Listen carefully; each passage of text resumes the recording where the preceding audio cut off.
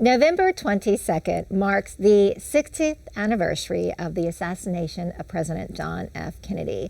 And joining me now is one of the last living witnesses to these events as they unfolded, Richard Lipsey, who lives in Baton Rouge. And you quite literally had a front row seat. One of the very last, if not last, people to see and be with the body of President Kennedy. So welcome. Thank you for joining us. I'm happy to. Thank you. What a treasure it is to have you to share with us your memories and experiences of this event. It's still seared into the collective psyche of the American public. So take us back to that day. You were at the time serving in the U.S. Army. You'd only been there, I think, about 2 years when you were thrust into the middle of this. Right. I was in the Army, supposed to be in the Army for 3 months, but it was during the Berlin crisis, and so they extended, and we were in for 2 years at the time. And I had moved from Fort Benning, Georgia, to Fort Polk, Louisiana, and had been there a couple of months when a new general came in by the name of Lipsey to take over from the reservists. We were the regular Army taking over from the reservists that had been there. And, I was asked by the Chief of Staff of Fort Polk to take the new general on a tour of Fort Polk, which I did. And that afternoon, at the end of the tour, he said, "Please stop by my house at 6 o'clock. I'd like you to meet my wife and family." I thought that was very unusual, but I didn't know why, but I did. And I met General Wheel's lovely wife and 4 of his 6 children, and had a nice conversation. And in the midst of the conversation, General Wheel said, "How would you like to work for me?" I said, "That would be great. What are you talking about?" "Well, you would be my junior aide." Well, I'd been in the Army that long. I didn't even know that generals had aides. And so I told him I would be happy to. He said, "Report to our office tomorrow morning. Pick me up." He said, "Pick me up at 6:30 tomorrow morning," and I did. And it was just that quick. And so fast forward, and now you find yourself in Washington as an aide to General Wheel. That's correct. And the assassination of President Kennedy. Where were you on that day? General Wheel, we were at Fort Myer, Virginia, where our quarters were. Our office was at Fort McNair, right out about a mile from the Capitol in Washington. And our usual thing, I'd pick up the general in the morning, take him to the office, and then at noon or so, we'd go back to Fort Myer for lunch. So I was at Fort Myer having my lunch, and General Wheel was having his lunch. Our driver picked me up. We went to the general's house, and we were parked right outside the general's house, and the radio was on. And our driver, sergeant, we were just standing there chatting, and all at once a news break comes on. "The president has been shot." Well, when I heard that, I took off running towards General Wheel's back door. At the same time, the door flew open, and he came running out. He said, "Have you heard the news?" I said, "Yes, sir, we just heard it." We jumped in the car and headed back to our office at Fort McNair. We hadn't even gotten out of Fort Myer when we had 2 phones in the car. One was, in these days, they weren't cell phones. And back in '63, they were pick up and listen and ask for an operator. And if you got one, then you gave them a number. But we also had a red phone in the car, which was direct to the White House. And the whole time I'd been in Washington with General Wheel, it had never been used. And that red phone rang, and it was Mrs. Lincoln, the president's secretary, saying, "Come to the White House immediately." And so we headed out. We tried to get across Memorial Bridge. Traffic was stopped. People were standing outside of their cars, kind of in bewilderment, some crying and whatever. We took to the sidewalk, went down the sidewalk, got across, got on Pennsylvania Avenue, got to the White House. And of course, by the time we got into the White House, the radio said President John F. Kennedy is dead. And we went in the White House, which at that point was a little pandemonium, and got there it was nothing we could do in the White House. They certainly did not expect the president to be assassinated. And so we got back in our car, went to our office, and one of the responsibilities of General Wheel, he was in charge of all ceremonies in Washington, meeting dignitaries, the defense of Washington. He commanded all of Washington. And so we had a book about that thick on presidential funerals, because General Eisenhower was still alive, President Truman was still alive. So and both were elderly. So we had plans for their funerals. We did not have a plan for the President Kennedy's funeral, but a general funeral. So General Will called in all the troops, the FBI, the CIA, the Secret Service, Washington Police, the commands of the Air Force, Army, Navy, Coast Guard, everybody into this one large room, and with the big book. And we started that afternoon, we started plans for a presidential funeral. Meanwhile, the body was on the plane being flown back to Washington.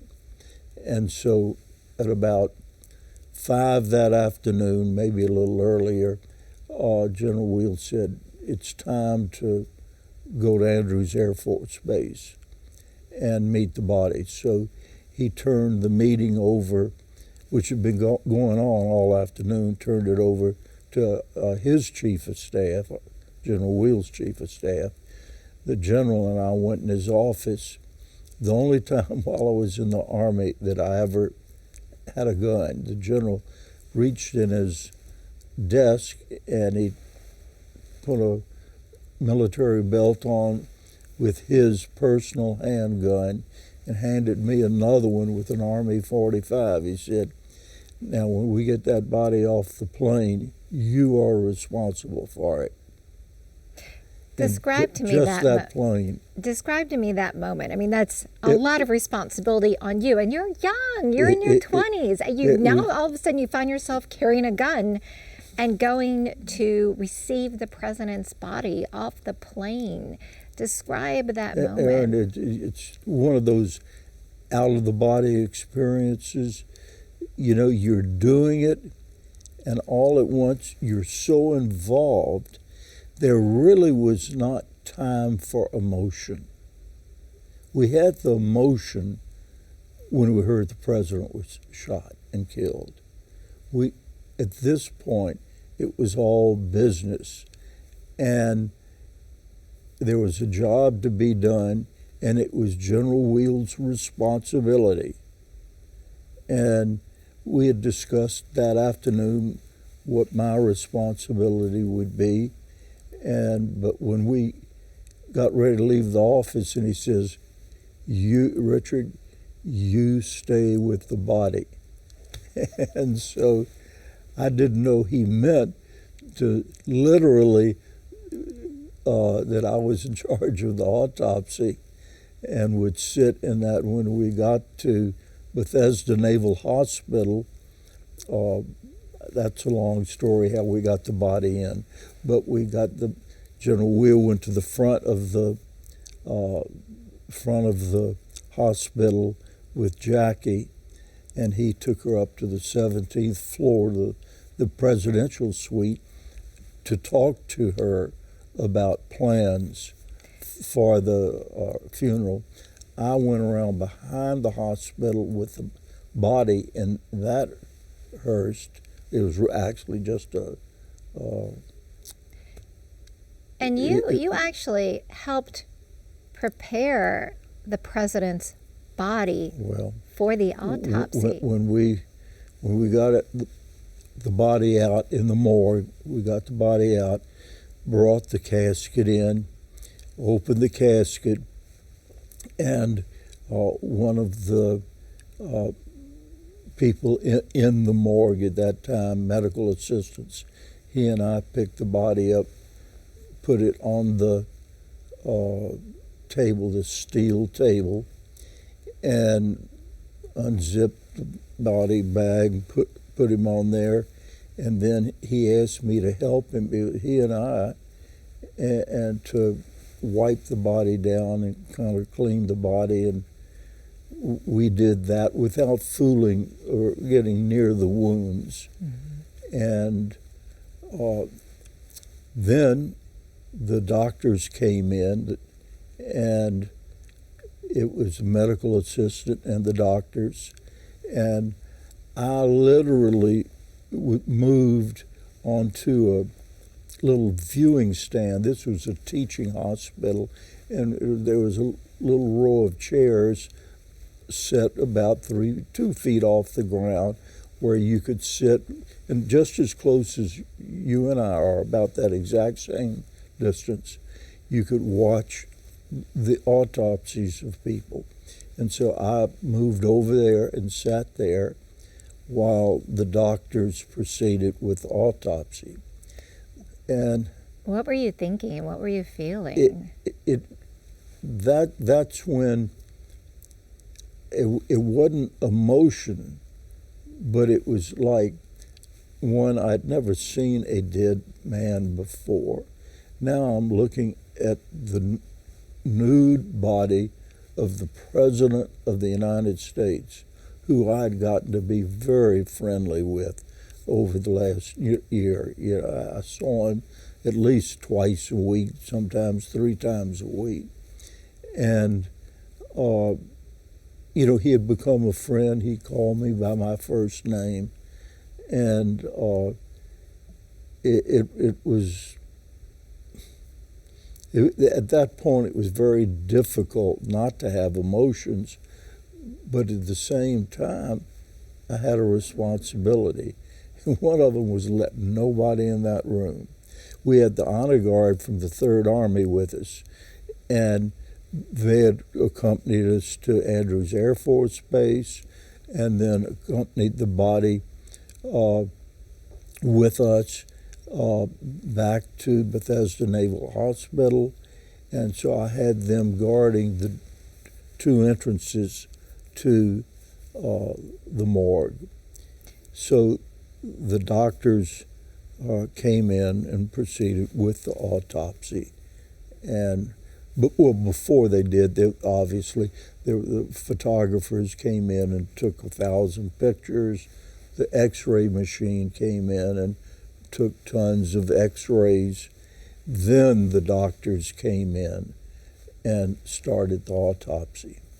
Yeah, much has been made about that autopsy, conspiracy theories, the Warren Commission, examining whether or not the autopsy was conducted appropriately, or was it botched, or was there a cover-up? You were there. That's very interesting, because since we're so close to the anniversary, there have been articles in the last few days about people talking about Dallas and saw the bunch of people all at once. There were two doctors, to my knowledge, that actually saw the body and attempted to save the president, but he was dead on arrival. Let's put that aside. I mean, the president had been shot in the back of the neck and had a wound from the side of the head that really took off the frontal lobe on the right side of his head. And this articles, all these people now are claiming they were in the room and saw the body, and they tried to save him, and it's so. Well, so let's set the record straight. How many people were in the room? Do you remember? No, I'm talking about in Dallas. Okay. We weren't in Dallas. Okay. But there weren't. There were these couple of doctors in there and some assistants.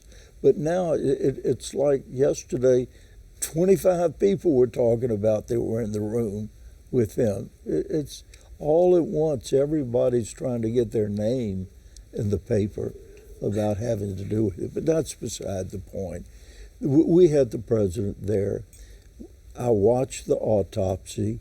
As I said, I'd never seen a dead person, so certainly I'd never seen an autopsy. I won't go into the gruesome details of an autopsy, but they did a complete autopsy. And I watched it. The doctors were very thorough, and the autopsy lasted about 3 hours. By the time we got to the hospital and started the autopsy, now I'm guessing my exact time, but it was right around 8:30. Mm-hmm. And by the time they finished, it was close to midnight. At that point, General Wheel came down, the doctors left. I secured the morgue, and General Wheel came down, and he had a hamburger, and he said, "Would you like a hamburger?" And I told him, "No, sir, I don't think I can eat right now." So anyhow, I went out of the room, sat down, had a Coca-Cola. Actually, there was a pay phone right there. I picked up the phone and called my parents. And before I could say anything, my mother said, "I saw you on TV at Andrews Air Force Base.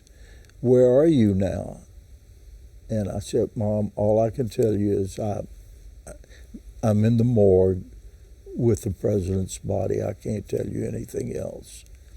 And she said, "Well, I just wanted to know that we did see you." I said, "Well, I just wanted to call to see if you were watching." And anyhow, very close to the end of the autopsy, a gentleman knocked on the door, and I opened it, and he came in a business suit. He said, "I'm from the Secretary of State's office." And he said, "You need to sign this. It's a document that says you cannot say what went on in this room for 15 years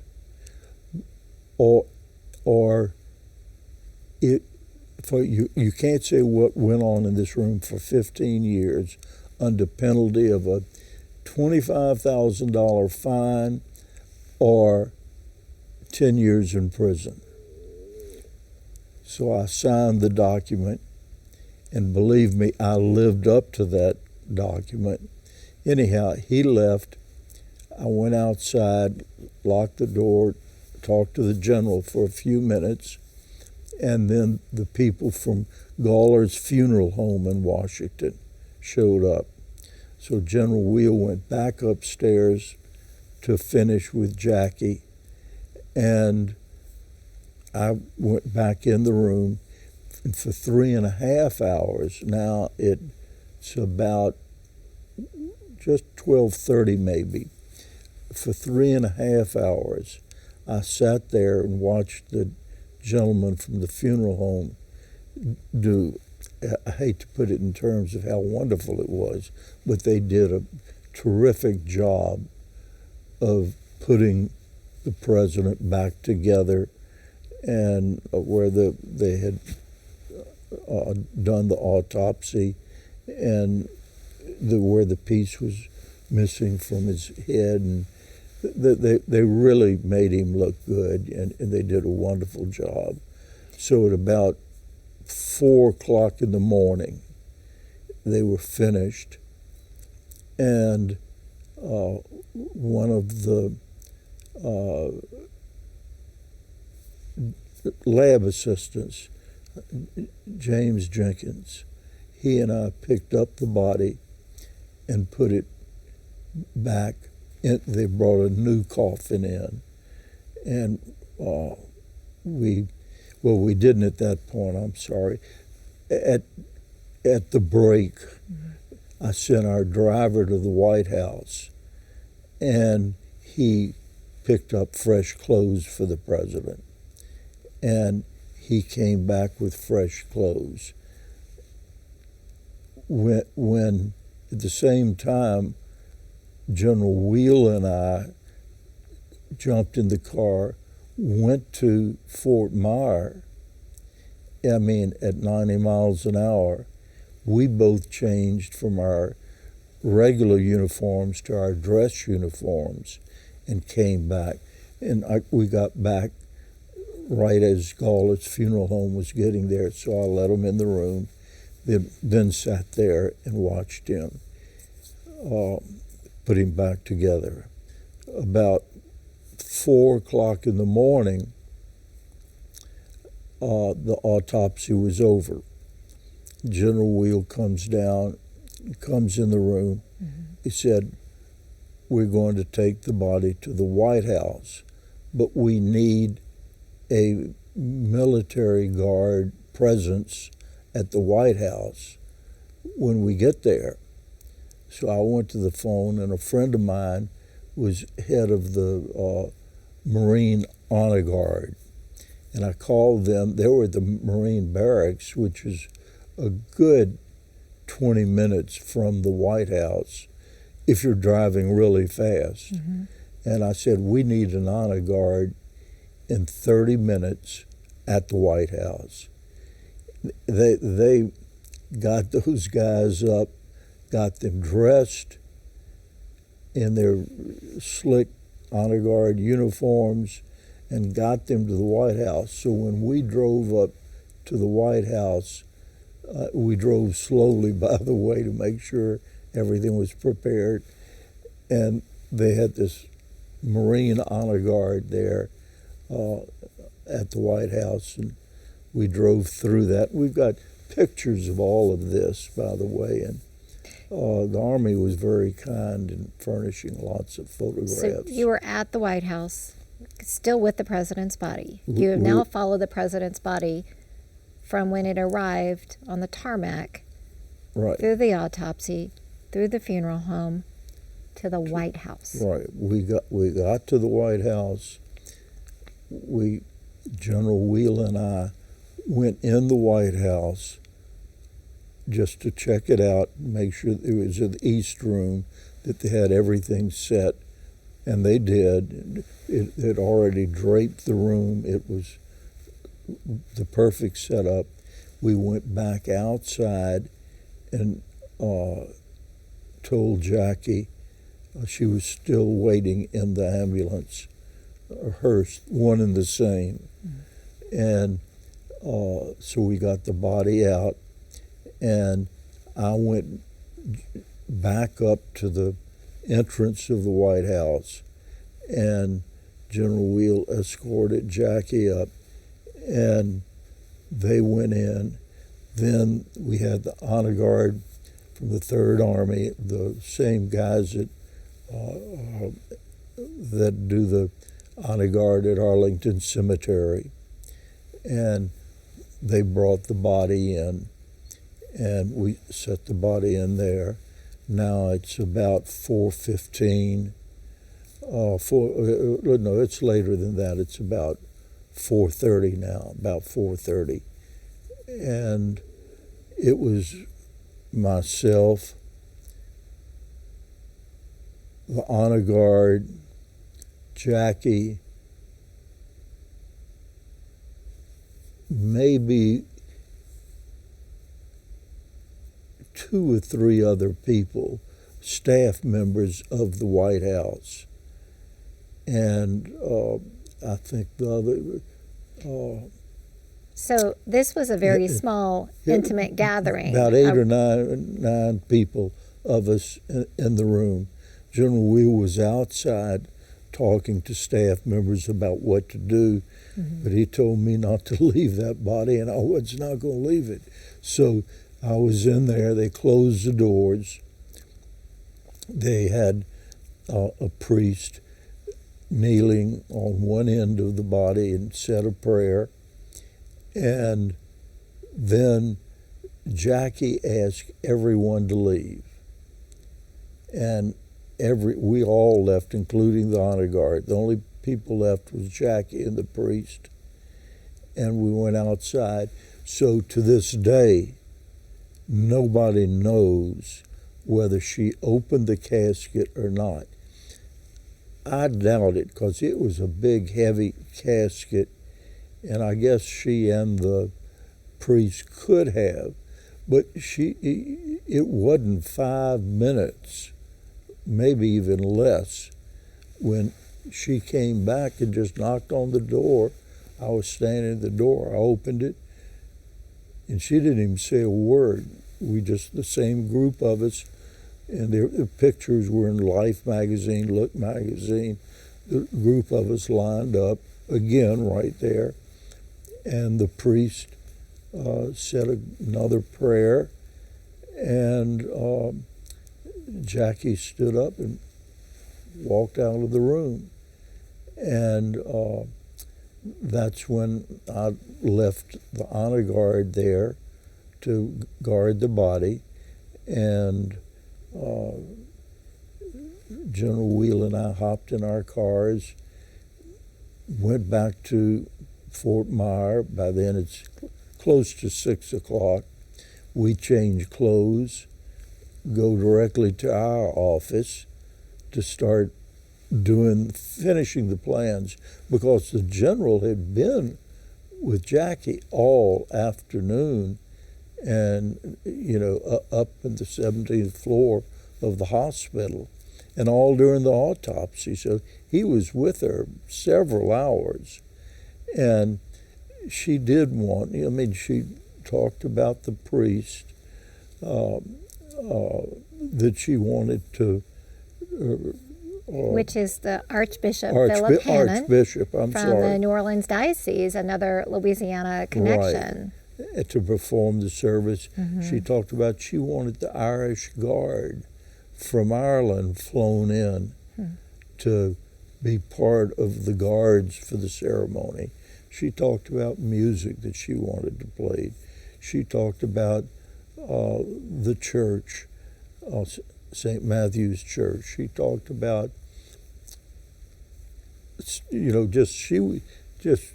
was incredible, according to General Wheel, and from where I visited with her on and off during all of this, how self-controlled she was, self-confident, I should say.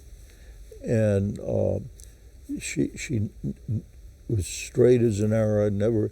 She still had on that pink suit with the blood on it, and her hat, and she knew what she wanted. And I don't know when she ever got emotional, but it was never with us. Did you speak to her And she was personally young. and during this process? I did were you a having couple of times. conversations with? Offered my sincere condolences, and not much you could say. And I'm sure she didn't want to get in a conversation with me. I had gotten very friendly with President Kennedy, as I told you. I never got close to her. I won't go into it now, but she was very standoffish from people, young lieutenants like me. She was only, 35, 36, somewhere around there years old. She was pretty young herself. And how did you find President Kennedy to be? President Kennedy was an affable person, great sense of humor, but all business. He would transition from welcoming you, making you feel at home. When I'd go in the office with General Wheel, it was kind of got to be a joke. There was a little round table in the middle of the office with chairs on one side and a little sofa on one side. And whenever we went in the office, he would come around the desk, shake both of our hands, and because we were there to brief him on something. And General Wheel, he said, "Sit there, General Wheel." General Wheel would sit on one side, he would sit on one side, and then his rocking chair was on the third side. He said, "Lipsey, you sit there in the rocking chair." So I would sit in the rocking chair and just listen to the two of them. When I went into his office, which I did many times, to bring him a briefing or to tell him something about dignitaries, that was one of our jobs. All dignitaries that came to Washington, we took them to meet the president at the White House. And so I would go in and brief the president while General Wheel brought the dignitary to the White House. And he would just say, you know, "Sit down, Lieutenant Lipsey, have a seat." And he'd go through a briefing. The president had a photographic memory. I could hand him a little briefing book, 50 pages, 60 pages long, and he would thumb through it in about 2 minutes. And he knew everything in it about the person he was about to meet. He was incredible, and he had a very good sense of humor, as I said, but he was always business. It was always business first. And he'd hand the book back to me. Sometimes he would ask a question, and I'd have to thumb through and find it, but generally it was over. And I would go back outside, wait for General Wheel to bring the dignitary, and if it was just one person and not a lot of foo-foo going on, we'd meet in the office. If it was a exceptionally well-known dignitary, then we would go out in the Rose Garden, and there would be a Rose Garden reception. So, Mr. Lipsey, 60 years later, 60 years since the assassination of President Kennedy, has time colored or changed your perspective on these events, your interpretation or feelings about these events? I don't think time has changed a lot, but time taught me a lot. I realize now, which I probably as a young 23-year-old lieutenant didn't realize, exactly how brilliant President Kennedy was. And I can tell you, he had this nation was the most important thing on his mind all the time. He had a vision of where we should be going. He learned the lessons from the past. He was served in the war on a PT boat. He knew all about war. He knew all about working with presidents of other countries,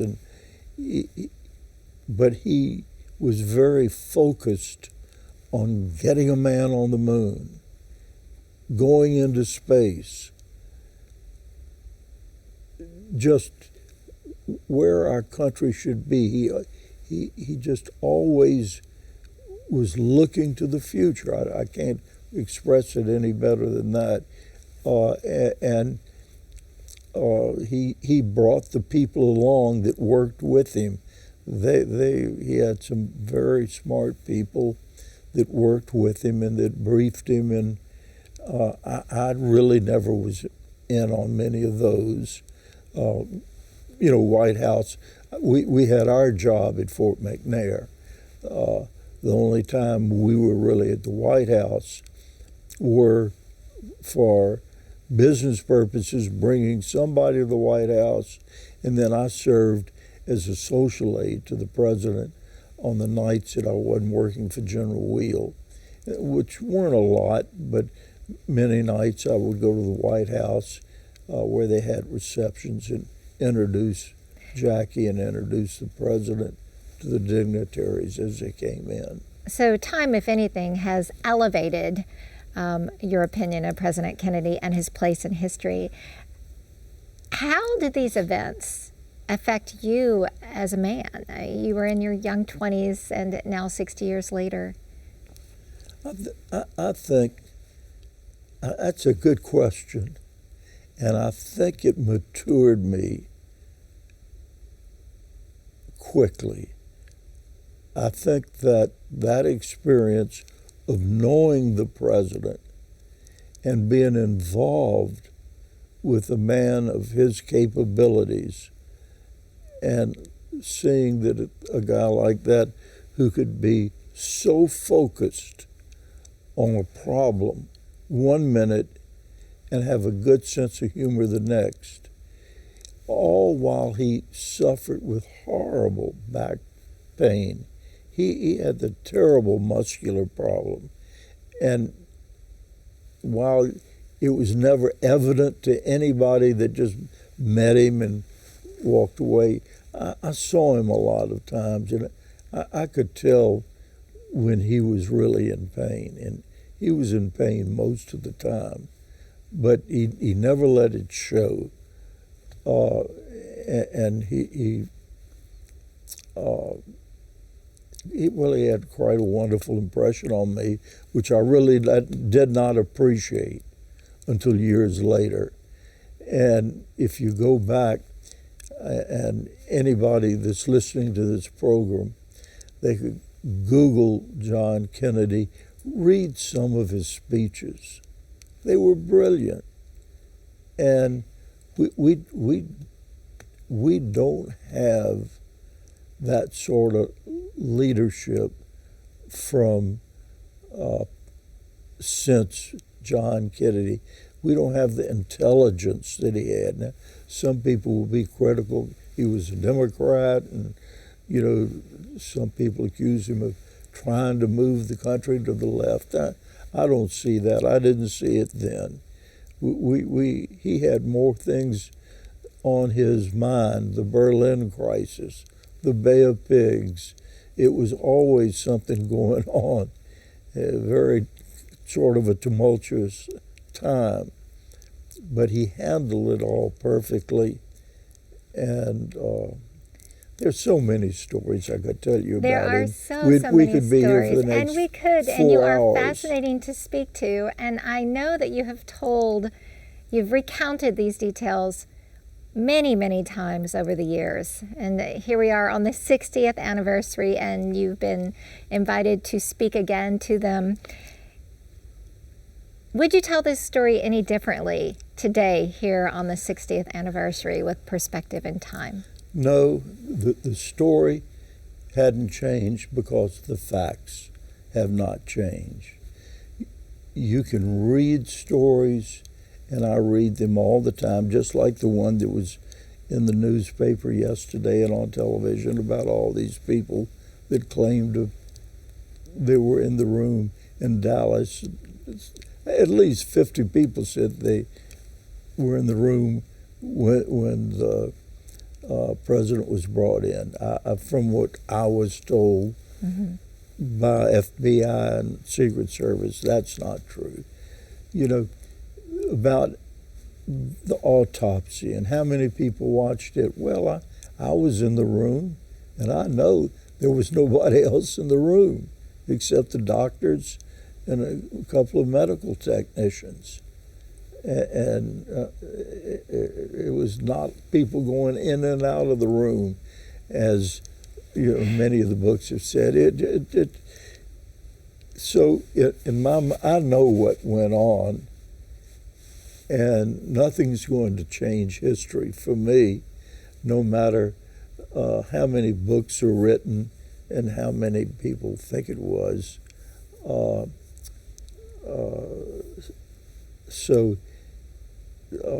trying to think of his last name, Posner, Posner, wrote a wonderful book about John Kennedy and his death, and it was well written and one of the best. A lot of the others, just so many stories added in there that just to color it, but his was the best. And yes, of course, the conspiracy theories live on, but as does the legend of Camelot and the beautiful things that will go down in history that President Kennedy did for the people. And I think he was also emblematic and a symbol of hope and pride for so many Americans, and it definitely sounds like that was the case for you. So thank you so much for joining us here in the studios to share your story. I think that recounting this serves as not only an archive but a public service, and future generations, they'll learn and remember this as well. Kind of tell my children and grandchildren, they would be able to say their grandfather watched John Kennedy's autopsy. Just like years ago, can you imagine some of the bodies saying, well, my grandfather watched Abraham Lincoln's autopsy. And things are so similar, 100 years apart. The bodies placed on the same caissons that carried them from the White House to Arlington Cemetery. Ages, both assassinated. There were so many similarities. It really incredible, but it's stamped in my memory, and every day I think about it. I do. 15 years, Aaron, 15 years after the autopsy. I had never discussed it with my parents, my wife. I got married after I got out of the Army, and Susan and I have been happily married now 59 years, and I never discussed it with anybody. And then 15 years and maybe a day or two after that autopsy, I drove up to my office at 8 o'clock in the morning, the old Steinberg store downtown, and I walked up and I'm unlocking the door, and two men in a black sedan, business suits, got out of the car, walked up to me, said, "Is your name Richard Lipsey?" I said, "Yes." "Were you in the Army serving in Washington, D.C. in 1963 and 4? "Yes." I said, "We're from the House Committee on Assassinations, and we want to interview you about President Kennedy's autopsy."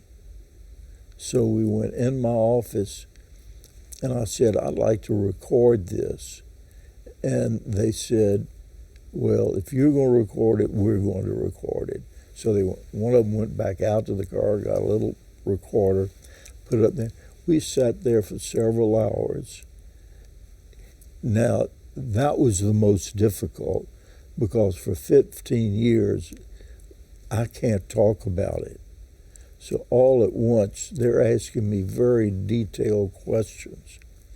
I think I got everything correct to the best of my memory, but I had photographs at home that the Army had sent me, and I had notes that I just pages of notes that I had not looked at in 15 years. I didn't have any of that. So we had this long interview. It's on the internet. You can listen to it anytime you want. But 15 years and a couple of days later, those people showed up at my office, and that was the first time that I talked about the autopsy, and that was pretty emotional. And 60 years later, here you are Here sharing we your are, story with 60 us years again. later. Well, it's been an honor and a pleasure to meet you. And I want to thank you so much for coming to LPP Studios to share with us your recollections of the events that unfolded with the assassination of President Kennedy. Thank you so much. Well, thank you. You're very kind to have me.